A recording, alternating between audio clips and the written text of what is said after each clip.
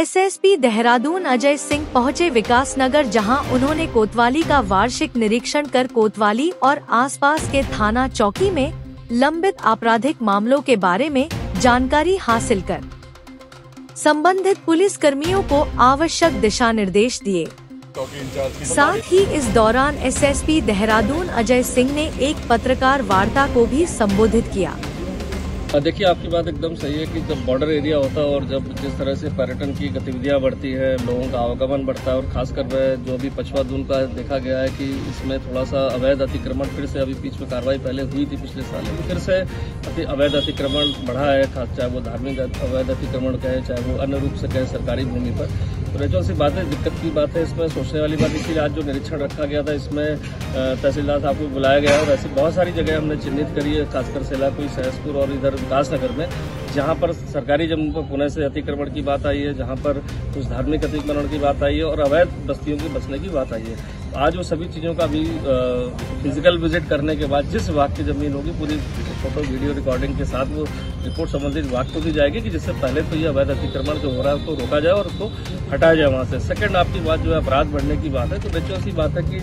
जब जिस तरह से आवागमन जब ज्यादा बढ़ जाता है, ज्यादा लोग एक स्टेट से दूसरे स्टेट में आकर रहने लगते हैं, तो कहीं ना कहीं उसमें गलत एलिमेंट्स भी आ जाते हैं। और जिस तरह से बीच में अपराध कुछ बड़े थे, लेकिन देखा जाए तो अभी अपराध नियंत्रण की बात करें, चाहे पछवा दून की, तो महिला संबंधी अपराध या बच्चियों संबंधी अपराध में ज्यादा वृद्धि देखने को मिल रही है। चाहे स्कॉन्डिंग में, चाहे बच्चियों के जाने की बात हो, चाहे वो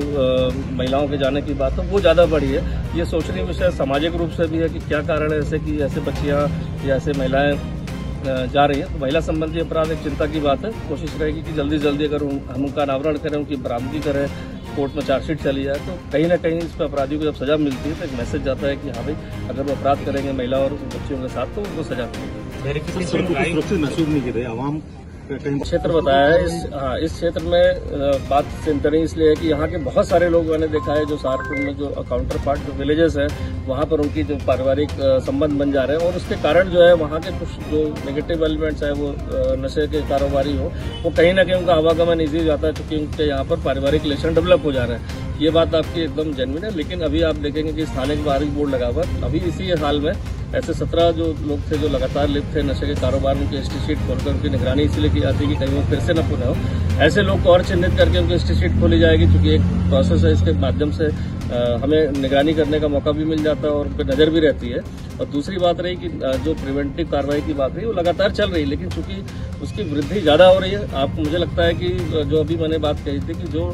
नशा जो बेच रहा है वो तभी बेचता है जब उसके यूजर उसके पास ज्यादा हो जाए। तो ये प्रवृत्ति कहीं ना कहीं यूज करने वालों में ज्यादा बढ़ी है, इसलिए वो चीज हमें दिख रही। तो कहीं ना कहीं हमें सामाजिक रूप से भी इसमें आगे आना पड़ेगा। अभी मैंने थाने पर बताया था कि नशा ये जो समिति जो हमने बनाई है एनएसएस करके, जो नशा निवारण समिति, उसमें भी मेंबर्स को जोड़े, गांव के मेंबर्स को जोड़े, एटलीस्ट सूचना हमारे पास आती रहे कि किस गांव में या किस जगह पर ज्यादा लोग नशे की प्रवृत्ति में जा रहे हैं, तो उनको कैसे कट ऑफ किया जाए। और कुछ बेचने वाला अगर इस तरह से आइडेंटिफाइड हो रहा है तो उसके हिस्ट्री शीट भी खोले, उस पर कार्रवाई भी करें। सर, ट्रैफिक व्यवस्था और उनकी ट्रैफिक व्यवस्था एक चुनौती इसलिए होने वाली, जिस तरह से अभी एलिवेटेड रोड हमारी देहरादून से भी शुरू हो जाएगी दिल्ली तक, और यहाँ भी जो ट्रैफिक बढ़ रहा है, तो नेचुरल सी बात है। एक ही बात है जो कस्बे में देखता हूँ कि नो पार्किंग में गाड़ियाँ खड़ी जाती है, लेकिन वो सिवाय तो उसको टो करने की व्यवस्था नहीं थी, तो इसलिए इनको क्रेन दी जा रही है। यहाँ से पूरे पछवा दून में 3 क्रेन लगाई जा रही है और मैंने कहा कि अभी 15-15 आदमी हमने बढ़ाए हैं ट्रैफिक में, जो इस मंथ से शुरू हो जाएंगे, जो